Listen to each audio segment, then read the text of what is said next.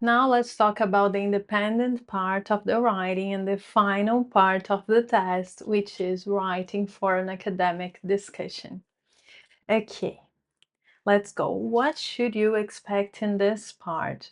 You will be given a prompt that simulates an academic discussion. What is that?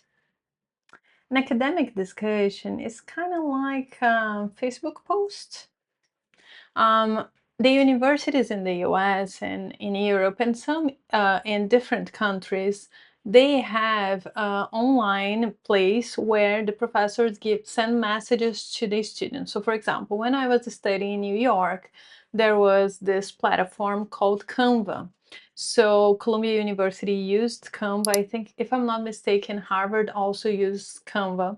And then the professors post questions there that you have to answer in kind of like a post, like you do on Twitter, X, you know. And I think when TOEFL changed this, it became a very realistic task, because when I was studying abroad, this was graded. So my posts on Canva when I was doing my master's, they were equivalent of 20% of my final grade. So it's very important to develop this ability if you are gonna study abroad. So let's see. A professor will post a question on a topic, and you will have the answer of two other students. They will be responding to this topic. Okay, with their own opinions. This one is opinionated, okay? So you will see the professor's questions, you will see the other students' opinions, and you are supposed to give your opinion as well. So in your task, you should write about 100 words to 150. There is no minimum or maximum. This is what is recommended. I always recommend this, okay? 120 maybe, all right? What do you have to do there? You have to state your opinion, a clear opinion on the topic. Provide reasons and examples that support your opinion, and also engage with the ideas presented by the other students. And this can be short, but if you have the ideas there, you have to comment on this. And this is also very realistic. When I was doing my master's, I also had to mention if I agree with a previous post or not, in to what extent did I agree with this post or not, okay? So you can say agree, disagree, bring more to the table, all right? Now let's talk about some key points for the independent writing, how to develop this writing. You have to read carefully, okay? So you'll be given a question which is going to be based on something that the professor wrote. Okay, so it's not just a question, you know, there is kind of like a context to that question. And then you will have the comments from your colleagues. So read it carefully, all right? Identify the main topic and the key points made by the students and also by the professor in the question. Then plan your response. This should take 30 seconds maybe. You with your opinion, reason, and examples. Okay, very similar to question one of speaking. So here you have to decide whether you agree, disagree, partially agree with the other students' opinions. Brainstorm two reasons and examples that support your point of view. And you can do this in the piece of paper you have there. So how would you do that? So you think of your answer, okay? Then you think of reason one, and you can think of a reason two, and you can give an example. And you should think if you agree or disagree with the other students. Okay, so this should take about 30 seconds, all right? Then you will write your response. So when you're writing your response, state your opinion clearly. in 1 or 2 sentences. Start with the answer. Okay, I always like to tell my students, you guys are not Agatha Christie. That is not a suspense. Your answer has to be the first thing that the rater will see when they are correcting. Okay, because this is academic writing. When you're writing a thesis, when you're writing a paper, you have to write the thesis. The first sentence is what you're going to defend. So here, your opinion, your response is the first thing that should be there.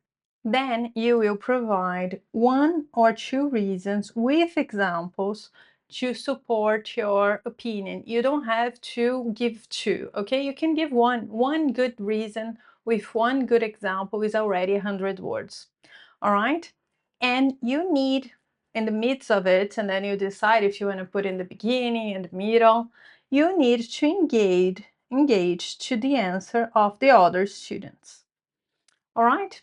And in the end, if you want to, you can go back, summarize your opinion. It's very similar to writing an essay, but a very short one.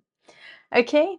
Always proofread, always save. This will have 10 minutes, so I would tell you to write in 9 and save 1 minute to edit and proofread.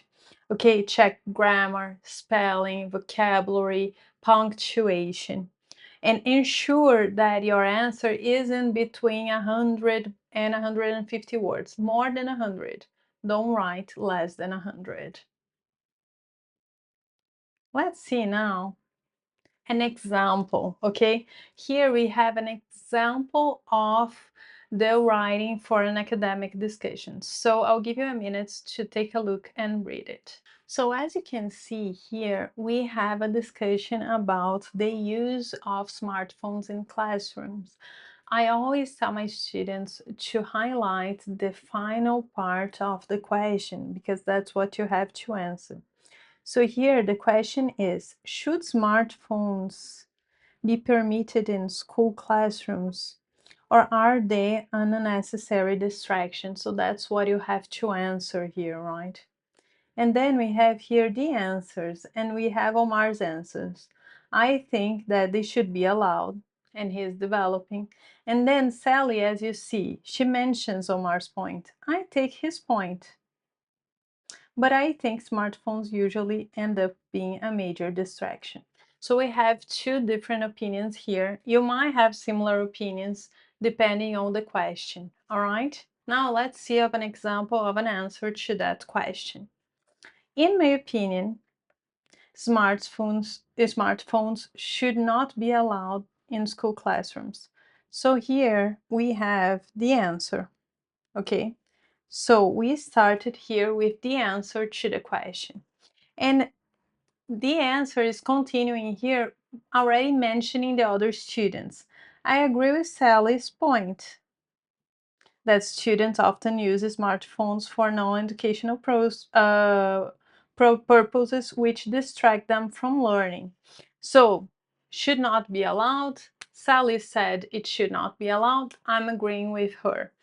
And now I'm commenting on the other student here. While Omar is correct that smartphones can be a valuable sources for information, I believe their disadvantages outweigh the benefits. So I'm even mentioning the other students. So I'm mentioning Sally and Omar. You can choose one. You don't have to mention both, but if you can, great. So we are ready. Answer to the question and mention the other students. Let's see what else. Now we will talk about the reasoning and example. Okay, so let's go. For instance, smartphones and social media are highly addictive, so that's the first reason. And their overuse can harm students' academic performance and their social development. Instead of engaging with their peers or focus on lectures, the student may become absorbed in their devices, missing out important interactions and learning opportunities. Reason 1 here, right? Furthermore, schools can provide alternatives, such as computers labs, where students can access information in a controlled and productive environment. So here we have reason 1, reason 2. The example is here, right? For instance, smartphones and social media are highly addictive. And we have a conclusion. In conclusion, banning smartphones in classrooms would help students stay focused and foster a better learning atmosphere. So here, as you can see, we have a clearly organized answer that checks all the boxes. So we answered, we had reasons, we have examples, we have a conclusion, and we are mentioning the other students. When we mention the other students here, we are adding to the discussion. That's very important. I think that's what makes this task different from what we are used to in writing.